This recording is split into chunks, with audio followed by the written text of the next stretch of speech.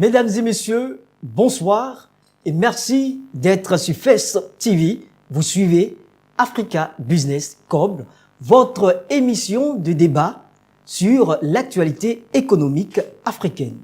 De plus en plus, l'Afrique est sujet de croissance, de mots on dira d'émergence. Nous allons aborder et échanger sur le thème de la croissance économique en Afrique. Est-ce le décollage ou un ralentissement sur l'économie?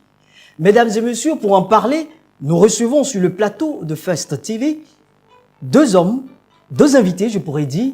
À ma gauche, nous avons Monsieur Desailly Alan. Il est consultant aéronautique. Vous étudiez également la géopolitique. Exactement. Bonsoir, merci d'être sur notre plateau. Merci, monsieur. Merci. Et également, à ma droite, nous avons Monsieur Nedro-Sège, également consultant en économie politique. Il est également expert en économie politique et internationale. Merci d'être sur notre plateau. Bonsoir. Bonsoir, monsieur Sam. Nous allons parler de la croissance économique, un sujet d'actualité. Alors, je me tourne vers Monsieur Alan, déjà pour vous demander le terme de ce soir. Qu'est-ce que cela vous inspire? Je crois bien que ce thème il est d'actualité et cela fait bien parce qu'aujourd'hui, nous croyons que l'Afrique regorge beaucoup de potentialités, mais quand on regarde au nombre des continents qui sont en train de se développer, l'Afrique vient au dernier rang presque.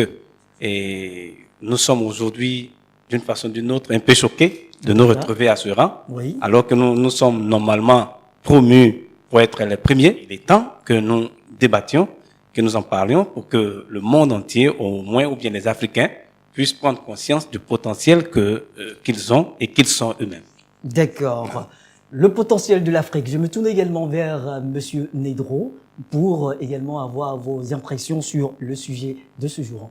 En effet, c'est un thème évocateur, un D'accord. thème très important pour l'Afrique et je pense que ce thème est bienvenu puisque nous sommes en train de voir actuellement une population africaine qui s'accroît tout le temps et qu'il est important que on parle de son développement, de sa croissance, pour, comme je l'ai dit, pour mettre à la lumière de cette population c'est que la croissance économique est réelle et quelles sont ses retombées. Donc, nous sommes là ce soir, bien entendu, pour pouvoir apporter notre pied à l'édifice et faire passer l'information sur la vérité et sur, bien entendu, la notion de la croissance économique.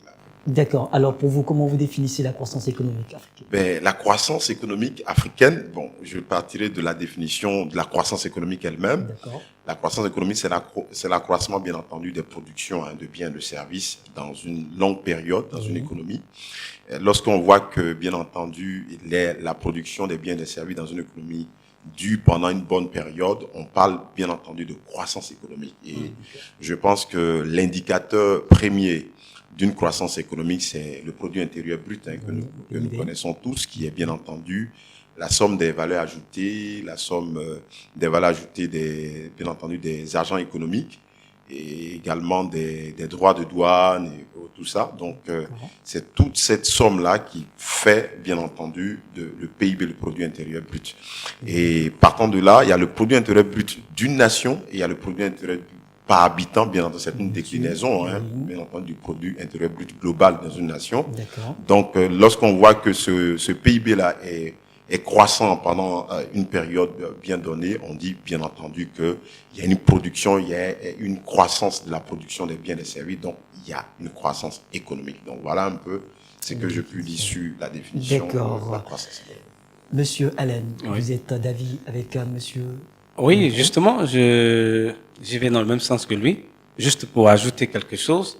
On dit que la croissance économique aussi, elle doit être effective, elle se ressent sur la population, elle est vécue et elle est au fur et à mesure mesurée par la vie des différentes couches sociales que nous avons.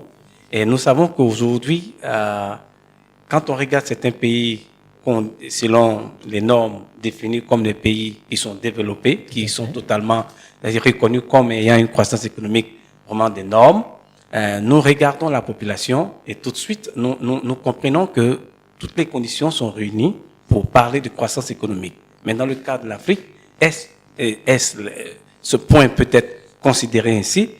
Peut-on dire que nous sommes dans une croissance économique en Afrique, ou peut-on, c'est-à-dire rejeter en bloc cette idée? Voilà la question, je crois, à laquelle nous devons aussi chercher à apporter peut-être une petite réflexion ce soir. Bien sûr, et ce soir, nous allons également éclairer nos chers téléspectateurs qui nous suivent sur la question. Également, nous allons parler aussi des ressources. On parle de croissance, Quels sont les facteurs qui permettent de dire que l'Afrique est sur la voie de la croissance ou aujourd'hui est croissant économiquement? Ben, il faut le dire, il y a deux facteurs qu'il faut considérer. D'abord, il y a un facteur extérieur et le facteur aussi intérieur. Quand on parle par exemple de facteurs extérieurs, il faut voir un peu quelles sont les dettes extérieures que l'Afrique et tous les pays africains ont. Alors, on ne peut pas parler de croissance économique lorsqu'on est totalement sous embargo économique, sous des pressions économiques extérieures. Vous comprenez? Donc, il y a cet aspect qu'il faut regarder. Aujourd'hui, je crois que certains pays africains sont en train de faire des efforts pour pouvoir réduire leurs dettes extérieures afin d'amorcer, ou je veux dire, de s'engager dans une réelle croissance économique, et aussi revoir au niveau, c'est-à-dire intérieur, comment réduire aussi même les dettes intérieures et amener leur population à vivre une véritable vie sociale, une vie épanouie. Et à partir de cela, on peut parler de croissance économique. D'accord. Est-ce qu'il a dit que l'Afrique n'a pas encore atteint cette croissance? On peut très bien le dire. Sachant également que les taux de l'année 2018 sont de 4,1%, contrairement à l'année passée qui était de 3,6%. Oui, on parle d'une hausse de croissance. Oui, mais bien sûr, les normes et les indicateurs nous donnent un chiffre de 5%, si vous voulez. Tout à fait. 5%. Mais je crois que ce chiffre, il est insignifiant. Quand on regarde les ressources que l'Afrique regorge, on ne peut pas parler réellement de croissance économique, parce qu'il ne faut pas être seulement dans les chiffres. Les chiffres peuvent être erronés, mais il faut regarder la vie de la majorité des Africains. Comment vivent-ils et quel est leur PIB, le pouvoir d'achat. Il faut considérer ces aspects pour parler de croissance économique, surtout quand on est en Afrique. Monsieur Negro, l'Afrique n'est pas croissant économiquement. C'est une question très importante et je pense que on peut répondre à cette question doublement. Mais au vu de ce qui se passe aujourd'hui, on dit que l'Afrique est dans un décollage, l'Afrique est en train de croître parce que bien entendu les indicateurs, comme mon collègue l'a dit tout à l'heure, les indicateurs sont au vert. Bien entendu, on parle de PIB qui est croissant et qu'on sort tout ça, mais il faut dire que il y a un facteur très important, voilà, et qui met un peu en doute cette croissance économique africaine, c'est celle que les économies africaines sont, j'ai envie de dire, dépendantes des ressources naturelles. Voilà le problème. Voilà. Et c'est des ressources naturelles non renouvelables en réalité, telles que le pétrole, telles que, j'ai envie de dire, le cacao, telles que le gaz, voilà. Donc, on compte sur nos matières premières pour pouvoir, bien entendu, montrer notre croissance économique. Alors que, arrivé un moment, bien entendu, ces matières premières, comme je l'ai dit tout à l'heure, ce sont des ressources naturelles non renouvelables. Donc, ces ressources peuvent partir dans un état d'épuisement à un moment donné. Et si ces ressources sont dans un état d'épuisement à un moment donné, vous allez voir que l'économie ne pourra plus avoir un moteur, vous voyez, qui puisse l'emmener de l'avant. Et c'est pour cela que je crois que les institutions de Bretton Woods, comme le FMI, la Banque mondiale, ont conseillé les pays africains de diversifier leur économie, en permettant à ce que le secteur privé puisse prendre de l'ascendant sur, j'ai envie de dire, les ressources naturelles, en permettant à ce que le secteur tertiaire, j'ai envie de dire, puisse prendre également de l'ascendant, et que les économies soient diversifiées de telle sorte qu'on puisse avoir une pérennité au vu de notre croissance économique. Et cela est très important. Voilà. Donc, c'est des facteurs véritables de notre croissance économique, mais ces facteurs-là, encore une fois de plus, comme je l'ai dit tout à l'heure, sont des facteurs qui nous inquiètent parce que c'est des ressources non renouvelables qui peuvent s'épuiser à un moment donné. Il y a certains pays qui sont en train de le faire, qui l'ont réussi, comme le Ghana, à côté de nous, qui est en train de réussir la diversification de son économie. Aujourd'hui, c'est vrai qu'il y a le pétrole qui aide ce pays, mais en même temps, ce pays s'est reposé sur le secteur du service. Vous voyez un peu, les services sont créés un peu partout. Il y a ce qu'on appelle l'investissement direct étranger qui vient. Il y a des investisseurs étrangers, comme il a dit tout à l'heure, qui arrivent et qui viennent investir. Donc, l'investissement privé commence à remplacer l'investissement public. Et dans une économie, lorsque le privé prend le dessus, bien entendu, on pense que cette économie est en bonne santé parce que l'État peut pas tout faire à la fois, vous voyez. Et je pense que si nous sortons de cette dépendance à la fois de l'État et à la fois des ressources naturelles, nous allons rentrer dans un cycle de pérennisation, bien entendu, de notre croissance économique. Donc oui, les pays africains sont en train de croître économiquement, mais il a dit un fait très important, et je suis parfaitement d'accord avec lui, est que, bien entendu, cette croissance, on veut la ressentir sur la population. Et ça, c'est inévitable. C'est pour ça qu'aujourd'hui, je termine par là, pour ne pas monopoliser la parole, c'est pour ça qu'aujourd'hui, tous les experts s'accordent à dire que le PIB est un mauvais indicateur de la croissance économique. C'est un mauvais indicateur de la croissance parce que, comme je l'ai dit tout à l'heure, le PIB prend en compte seulement, j'ai envie de dire, la valeur ajoutée des agents économiques, et puis ça prend en compte les droits de douane, et puis les subventions que l'État fait. Mais en fait, ça ne prend pas en compte les développements humains. Voilà. Donc aujourd'hui, c'est pour ça qu'on parle de plus en plus d'IDH, l'indice du développement humain, qui est un indice très important, qui parle du bien-être de l'être humain. Et je pense que si on le ressent, nous, Africains, alors nous allons crier partout que nous sommes vraiment dans une croissance économique. D'accord. Voilà. Je pense que, chers téléspectateurs, vous êtes bien informés avec ce débat. Je rappelle que vous êtes sur Africa Business Club. C'est votre émission de débat et nous parlons de développement économique de l'Afrique. Décollage ou ralentissement? Nous parlons de décollage. Pourtant, nous ne voyons pas la création d'emplois. Oui, effectivement, il y a vraiment une crise de création d'emplois. Et si vous voulez, un chômage très aigu. Tout à fait. Voilà, à tous les niveaux. Et je crois que quand on veut parler de croissance ou même de décollage économique, il faut se préparer. Il faut préparer d'abord ce domaine et se préparer soi-même. Et se préparer soi-même veut dire il faut se former. Il faut que les Africains puissent se former au maximum et aussi s'imprégner des expériences des autres pays comme des autres continents comme l'Asie, voilà, et qui n'étaient pas forcément dépendants de certains pays européens, mais je veux dire de certains continents américains, mais qui ont pris sur eux-mêmes l'engagement de comprendre leurs difficultés et de trouver des solutions sur place. Voilà. Les solutions ne viendront jamais d'ailleurs, mais les solutions sont trouvées sur place. Et cela passe aussi par des formations.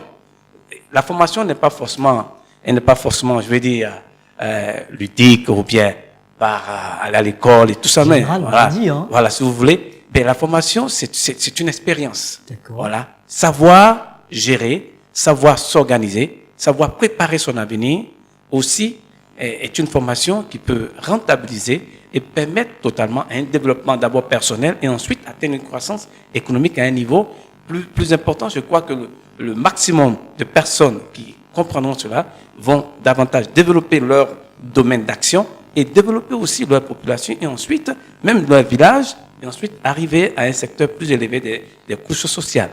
Alors, il est important que nous engageons nous-mêmes personnellement dans une formation intellectuellement, c'est-à-dire, je veux dire, engagée et à la recherche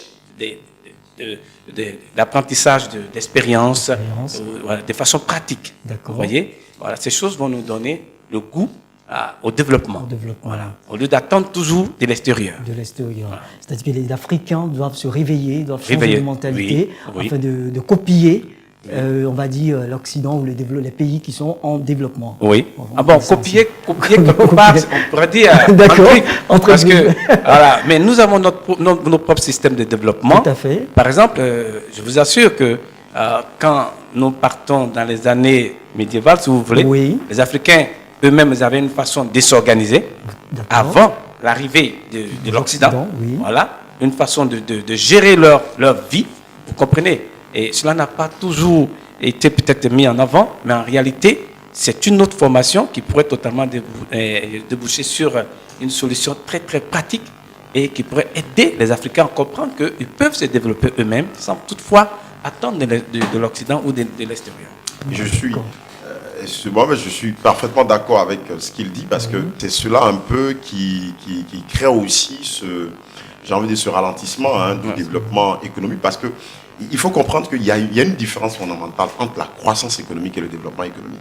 Voilà, on parle de croissance économique, comme je l'ai dit, à partir des indicateurs. Mais on parle de développement économique lorsque cette croissance rejaillit, bien entendu, sur la population et qu'on voit qu'il y a un niveau de longévité, un niveau de santé élevé, un niveau d'éducation, comme il le dit. Et je dis, peut-être les nations développées ou les pays développés ont mis en place ces indicateurs en oubliant parfois notre mode de vie en Afrique, notre façon de voir, bien entendu, la chose. Et donc, nous tous, on a reçu la même éducation dans nos formations en nous disant que la croissance économique, c'est la somme des PIB, la somme des valeurs ajoutées, plus les droits de douane, ainsi de suite, tout ça, c'est ce qu'on a appris. Mais à un moment donné, j'ai envie de dire, quand on prend l'IDH, l'indice de développement humain, on nous dit l'indice de développement humain peut être calculé à partir de l'indice de longévité, c'est-à-dire l'espérance de vie, à partir également, j'ai envie de dire, de l'indice de l'éducation et de la santé. Mais le développement, quand est-ce qu'on dit qu'il y a un développement humain? C'est lorsqu'il y a bien-être. Tout à fait. Et quand est-ce qu'on dit qu'on est dans un bien-être? C'est pas forcément que j'ai une quantité de somme à la banque. Non. C'est pas forcément que j'ai envie de dire, j'ai tout ce que mon bonheur peut être évalué en fonction de l'environnement dans lequel je vis. Vous voyez un peu? Donc, du coup, à partir de là, bon, c'est parce que le monde est monde, donc il faut quand même qu'on se refait un indicateur. Tout à fait. Bon, on aurait pu dire que nous, Africains, dans cette situation, nous nous sentons dans un bien-être, dans un bonheur, si on a l'éducation, on a l'accès à l'éducation, on a l'accès à la santé. Donc, partant de ce fait, effectivement, comme il le dit, il y a un gros problème que nous avons aujourd'hui en Afrique. Vous voyez qu'aujourd'hui, parmi les 10 pays, j'ai envie de dire, les plus, dont les économies sont les plus grandes actuellement, c'est-à-dire qui sont en bonne santé économique, on a 6 pays africains là-dessus, dont le Ghana, l'Éthiopie et consorts, tout ça. Mais est-ce que ces économies-là, dont on parle tant, où on parle de la croissance à 2 chiffres, est-ce que c'est les populations de ces économies ressentent la chose? C'est ça la question. C'est pour ça que j'ai dit tout à l'heure, il faut que l'Afrique commence à partir vers, bien entendu, l'indice de développement humain. C'est très important. Voilà, l'accès à l'éducation de nos enfants. Il faut qu'on puisse donner également, bien entendu, on puisse permettre à ce que le niveau de santé, on ait l'accès aux médicaments, l'accès aux centres de santé, j'ai envie de dire, à plein de choses qui puissent permettre aux populations de se sentir. Et bien entendu, par-dessus, comme vous l'avez signifié tout à l'heure, la création de l'emploi, qui concerne la jeunesse africaine. Aujourd'hui, toute l'Afrique, quand on parle de population africaine, cette population africaine qui a plus d'1 milliard, qui va arriver à plus d'1 milliard d'ici quelques années, pourquoi? Parce que le taux de la jeunesse est un peu plus élevé dans cette croissance. Et cette croissance, on doit la ressentir et il faut que nos États africains, nos chefs d'État, nos institutions africaines sous-régionales telles que la CEDEAO, telles que, j'ai envie de dire, l'Union africaine, doivent penser à une croissance inclusive. Voilà, une croissance inclusive qui puisse permettre à l'ensemble de la population africaine d'y participer et de bénéficier de cela. Moi, je pense que c'est hyper important pour l'Afrique. On rentre déjà dans les solutions pour on va dire l'Afrique émergence.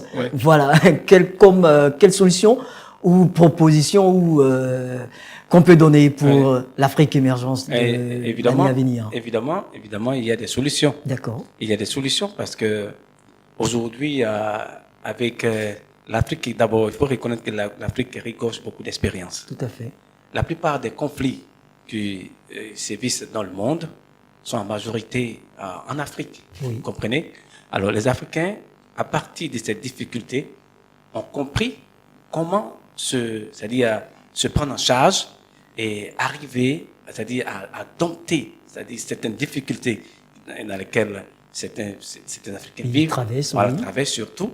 Alors, à partir de ces moments-là, on peut dire qu'il y a des solutions, parce que les solutions, comme les Chinois le disent, lorsqu'on parle de guerre, de conflit, ils disent pour eux, ce sont des cas de solution. En fait, il faut renverser la chose. À partir des difficultés que les Africains ont vécues ou vivent, ils ont appris à sortir de leurs difficultés. Et déjà, de façon psychologique, ils ont déjà une mentalité très forte qui les amène c'est-à-dire à être courageux en face de certaines situations. D'accord. En deuxième, c'est-à-dire trouver des solutions pratiques, à savoir eux-mêmes créer, si vous voulez, des emplois, ou bien développer leur propre agriculture, trouver d'autres méthodes de désenclavement pour pouvoir, c'est-à-dire émerger sans que quelqu'un d'autre leur apporte ce soutien. Et cela se vit dans les villages. Parce qu'aujourd'hui, nous avons, par exemple, nous avons un développement qui est un peu, je vais dire, un système macrocéphale qui est très difficile à comprendre comment est-ce que une couche de la population est dans une situation très, très grave et une autre couche qui vit comme si on était dans un autre monde. Donc, on a deux types. La balance n'est pas équilibrée. Vous voyez? Mais par contre, les gens arrivent à vivre dans certaines situations où ils sont champions, si vous voulez. Voilà. Et comment est-ce qu'ils arrivent à dompter les situations, c'est-à-dire à vaincre les difficultés qui sont autour d'eux? Par exemple, vous voyez, par exemple, pendant des saisons, prenons le cas de nos villages, il y a des saisons de famine. Oui. Vous comprenez? Oui. Mais l'État n'achète pas chaque fin de mois des sacs de riz pour envoyer dans ces villages. Oui. Mais comment les villageois arrivent à sortir de cet état de façon pratique? En fait, quand on parle de solution, il faut être pratique. Tout à fait. Ils n'ont pas besoin de soutien de l'État ni de quelqu'un, mais ils arrivent. Ils savent comment préparer les saisons, comment gérer eux-mêmes le stock et arriver à dompter, par exemple, des situations de famille. Vous comprenez? Oui. À partir de cela, l'État peut leur venir en aide. Vous comprenez? Développer un mode de formation agricole pour pouvoir permettre à ces jeunes Africains ou à cette population africaine de comprendre que tant qu'elle a les solutions par elle-même, elle va évoluer naturellement. Comme le faisaient les Chinois. Aujourd'hui, la Chine est une référence en matière de développement même économique, mais les Chinois n'ont pas cherché voilà. Vous comprenez? Ils ont réfléchi sur place et ils ont trouvé des solutions à partir de leurs difficultés. Donc, pour nous, la première solution, c'est d'abord nous-mêmes de comprendre que dans notre milieu d'évolution, nous pouvons déjà travailler dans la solidarité. À atteindre certains objectifs que nous pouvons nous fixer nous-mêmes. Voilà. C'est-à-dire, sur nous-mêmes, nous prenons le soin de dire que cette situation, nous allons trouver des moyens pour la vaincre sans toutefois chercher à avoir les moyens de l'extérieur. Et je crois que chaque fois qu'on va amener chaque Africain, chaque pays africain va comprendre cette façon d'évoluer, c'est d'ailleurs une meilleure solution. Au Ghana, par exemple, mon collègue a parlé du Ghana tout à l'heure, j'étais juste en mission au Ghana, j'ai échangé avec une jeune fille de 8 ans, et je lui ai demandé comment est-ce qu'elle prévoit son avenir. Mais vous voyez, à 8 ans, elle me décrit exactement son business plan sur 20 ans. Et sur un secteur d'activité que moi-même, j'ai jamais pensé. Par exemple, elle m'a dit, bon, voici, comme j'ai 8 ans, je vais commencer déjà. Je vois qu'au Ghana, on ne développe pas le manioc, on n'a pas de manioc. Effectivement, les Ghanéens n'ont pas un sous-sol aussi très équipé pour cette culture. Alors moi, je vais exporter de mon pays, de certains pays, des tiges que je vais planter, je vais cueillir et des champs. Et à partir de cela, je vais donc exporter mes produits. Vous comprenez? Déjà, c'est une idée. C'est déjà une solution. Vous comprenez? Et ça dit que l'Afrique doit prendre son destin en main. Exactement. Prendre son destin en main. Et en prenant non seulement son destin en main, c'est-à-dire avoir le courage de prendre son destin en main. C'est le courage qui va booster à l'action. Et vous comprenez? Aujourd'hui, nous avons tous les indicateurs de développement qui sont là.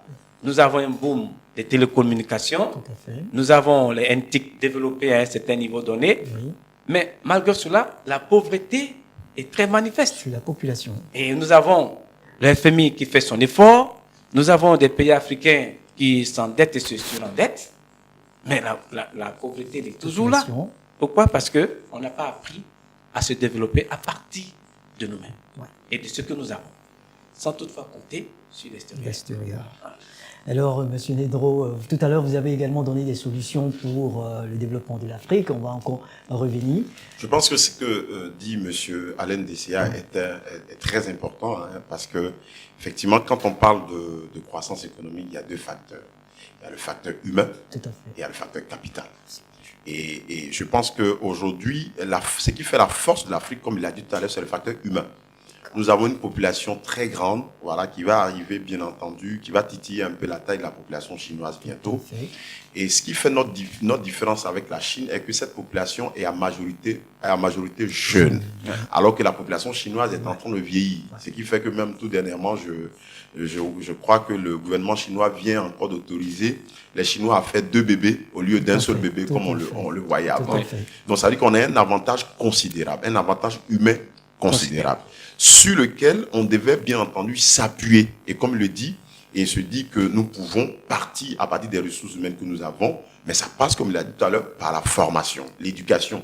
L'éducation est un élément très important, vous voyez un peu, et puis réduire un peu, comme il a dit, notre indépendance, notre dépendance vis-à-vis de l'extérieur, vis-à-vis des investissements de l'extérieur, vis-à-vis des crédits de l'extérieur. Et c'est ce que le Ghana a accompli. Je vous l'ai dit, il y a à peine quelques mois, je crois que le Ghana a décidé de ne plus se faire accompagner par les institutions de Bretton Woods et de se replier sur elle-même, vous voyez. Et je crois que la Banque mondiale a donné au Ghana, je crois, un taux de croissance de 8,3%, je crois, un truc comme ça, si j'ai bonne mémoire. Donc cela veut dire quoi? Cela veut dire que quelque part, le Ghana a compris qu'elle n'a pas besoin d'aide de l'extérieur, mais à partir de ses ressources propres à elle, ses ressources humaines, ses ressources naturelles, son économie qui est en plein boom, cela peut, bien entendu, être un bon facteur de croissance. Donc, cela est très important. Mais ce que je voulais ajouter, il faut pas oublier que le secteur privé doit prendre les choses en main. C'est ce que il a dit tout à l'heure, en disant, oui, dans nos villages, voilà, comme il a dit, le secteur privé, ça dit que il faut permettre au secteur privé de prendre l'ascendant. Et c'est ce que l'Afrique a un peu oublié, surtout l'Afrique francophone a oublié.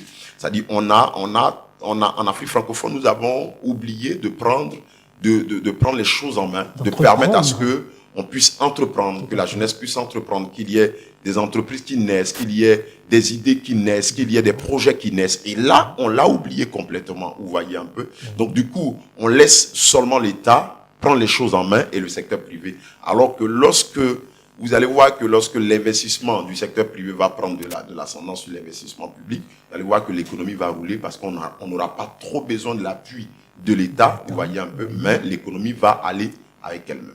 Et troisième solution que je voudrais donner pour terminer, je vous en prie, c'est que nous ne devons pas négliger notre diaspora. Nous ne devons pas négliger la diaspora africaine. Ça dit quoi? Aujourd'hui, on a des jeunes gens, on a des docteurs, des médecins, des gens très intelligents qu'on envoie à l'extérieur, qui sont allés se former, mais bizarrement, qui sont retenus, vous voyez, par ces économies riches ou ces pays développés, comme on les appelle, à l'extérieur. Et je crois qu'aujourd'hui, avec le boom de la croissance économique africaine, cette diaspora veut rentrer. Mais il faut qu'on crée des conditions. Il faut qu'on crée des conditions favorables à leurs investissements ici, à leur retour. Il faut qu'on puisse, bien entendu, les sécuriser. Il faut qu'on crée, j'ai envie de dire, par exemple, des cabinets qui puissent sécuriser les investissements. Je constate aujourd'hui que dans tous les pays d'Afrique, il y a ce qu'on appelle des agences de création d'entreprises rapides. Et il y a le rapport d'une business, je crois, de la Banque mondiale qui se fait maintenant à partir de là. Donc tous les pays africains commencent à créer ces agences-là. C'est bien, mais il faut aller encore plus loin pour donner quoi? L'accès au crédit. L'accès au crédit aux PME, à ces entreprises que vont créer la diaspora. Il faut que ces entreprises-là, ces PME puissent avoir accès au crédit et que, bien entendu, elles puissent se développer à partir des crédits que vont faire les banques. Et je pense que si on le fait, que le secteur privé se met en place, que le secteur bancaire s'y met également, vous allez voir que l'économie africaine va aller de l'avant. Et je vous assure, d'ici 20 ans, 30 ans, on sera vraiment à la pointe de l'économie mondiale. J'en suis sûr. Oui, et c'est ce que nous espérons. Chers téléspectateurs, nous sommes bientôt à la fin, chers invités. Voilà, l'émission tire pratiquement à sa fin. Nous allons déjà prendre vos dernières impressions sur ce sujet d'actualité. Je suis très heureux parce que aujourd'hui, l'occasion nous a été donnée quand même d'aborder un sujet qui est d'actualité et qui est aujourd'hui au cœur, je veux dire, de la vie même des Africains. il y a un point sur lequel je voudrais quand même insister et terminer. Oui. Il faut que nos États, et aussi nos chefs d'État, par exemple, aient le courage de ne pas s'endetter. Voilà. De plutôt chercher à réduire les dettes D'accord. et créer eux-mêmes des succursales de développement au sein de leurs États. D'accord. Et c'est-à-dire permettre, par exemple, à leur population de se prendre en charge et trouver des moyens, si vous voulez, si on veut travailler avec l'Occident, ouvrir, c'est-à-dire travailler, assouplir un code d'investissement pour que les investisseurs puissent réellement investir en Afrique et qu'à partir de leurs investissements, des emplois puissent être créés et à partir de ces emplois, des Africains puissent vraiment s'épanouir et eux-mêmes aussi, à partir de ce qu'ils gagnent, pouvoir aussi apprendre à gérer et créer aussi des ressources de vie, vous voyez. Cela est important parce qu'aujourd'hui, on a l'impression que l'Africain, lorsqu'il est né, il est déjà soumis c'est-à-dire à une vie de souffrance. De souffrance, voilà, de demandeur, toujours voilà, qui tend la main, qu'on a l'habitude de dire. Bien sûr, l'adage le dit, la main qui est toujours tendue est toujours esclave, vous voyez. Alors finalement, l'esclavage n'a pas fini, vous voyez. Donc cette façon de travailler, je crois qu'aujourd'hui, les Africains, si nous comprenons nos États africains, si ils comprennent surtout les chefs d'État, ils pourront amener leur population à vraiment se développer et à comprendre que le développement passe d'abord par nous-mêmes et surtout par une solidarité voilà, entre les Africains. Ensuite, on pourra exporter ce que nous avons de meilleur. D'accord, c'est sur ces mots que nous allons vous dire merci, Monsieur Nedro. Également, l'émission tire à sa fin, vos derniers mots. Mon dernier mot va aller à l'endroit des chefs d'État. Tout à fait, justement. Qui nous, j'ai envie de dire, nous gouvernent, c'est eux qui prennent des décisions importantes pour nos différentes nations. C'est de traduire, j'ai envie de le dire, de traduire cette croissance économique par, j'ai envie de dire, des effets réels. Vous voyez aujourd'hui, ce qui se passe en France. Ce qui se passe en France aujourd'hui avec la crise des Gilets jaunes, c'est clair, vous voyez un peu, parce qu'il y a la croissance économique, mais les ménages ne ressentent pas cette croissance économique. Donc, il n'y a pas de pouvoir d'achat, il n'y a pas de consommation, et donc, du coup, les chiffres qui sont annoncés ne sont pas ressentis par les ménages. Et je pense que, je voudrais dire à nos chefs d'État d'y penser, d'y remédier, parce que cela est très important. Il faut que nos ménages africains commencent à ressentir cela, sinon, on risque un jour ici d'avoir la crise, peut-être des gilets jaunes, des gilets oranges, des gilets verts, on ne sait jamais. Et pour éviter cela, il faut que la croissance économique puisse être traduite par l'augmentation de notre pouvoir d'achat. Voilà ce que je voulais dire. Merci d'être sur notre plateau, merci d'être venu. Merci également à M. Desailly Alan, qui, je rappelle, est consultant aéronautique et également étudiant la géopolitique. J'avais aussi M. Nedro Sage, qui est consultant en politique internationale, expert en économie politique. C'est avec beaucoup de plaisir que j'ai eu à animer cette émission. Voilà. Chers téléspectateurs, sachez que vous êtes sur Fest TV. Vous avez suivi Africa Business Club. C'est avec beaucoup de plaisir que nous, on va vous dire au revoir. Surtout, on va se donner rendez-vous pour un autre numéro avec un sujet d'actualité aussi accrocheur. Suivez First TV.